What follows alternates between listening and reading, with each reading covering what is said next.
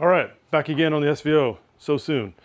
Still got a little bit of time before race season starts, and when doing the fuel system, noticed I was having an issue with the oil drain. So decided to address that and then do something else that I'll explain here in a sec.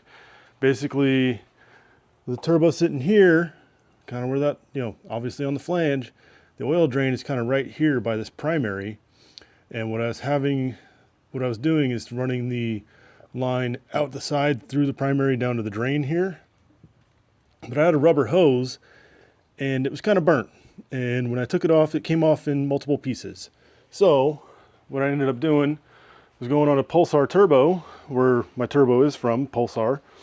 And I found a corrugated oil drain, which is kind of nice because it has 10AN fittings on both sides. And this accordion shape actually fits, where I ended up putting a 10AN adapter on the oil drain here instead of the barb fitting that I had. That's around here somewhere. As you can see, it's a mess because, oh, hey, there we go. So yeah, this is where the hose would hook up before. And with this on here, the corrugated drain, and then I got which is a specialty small wrench to be able to tighten that down. Everything test fit just fine. I also ended up getting a new turbine housing, something a little bit bigger. So had a 0.72 here before, and then going to a 0.83. It's the next size up, but looking at them side by side, it looks absolutely massive compared to the previous one. So I'll see how it affects the spool. This thing's pretty easy to get on and off, so if I got to go back to the smaller one, that's fine. I just need a couple more of these gaskets. So I'm gonna get back to work and then do another update in this video. All right, well, everything went on pretty easy. The turbo, all this stuff is kind of brand new, hasn't really been on that long, not too many miles. So it all went back together fairly easily. The only thing to note is since the volute on this thing is so much bigger, this V-band had to be rotated towards the backside here, towards the head, because the V-band wouldn't clear this little ridge right here.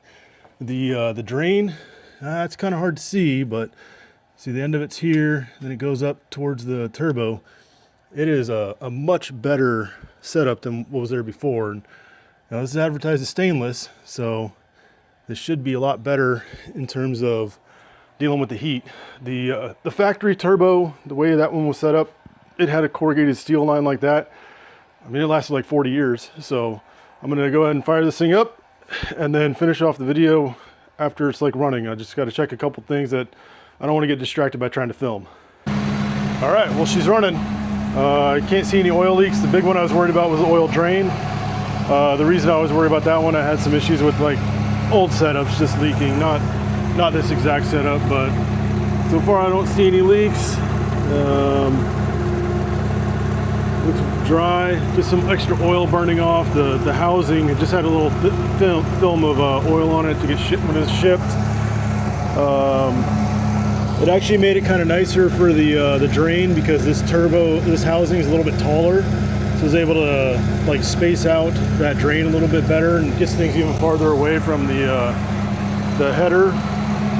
I got a little bit of an exhaust rattle just because the downpipe ended up a little bit higher.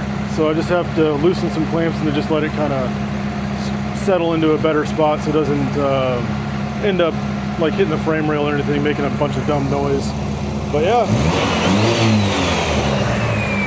I think that's pretty good. All I got to do is just throw the filter back on and then of course wait for it to dry out. So maybe I'll do another video tomorrow.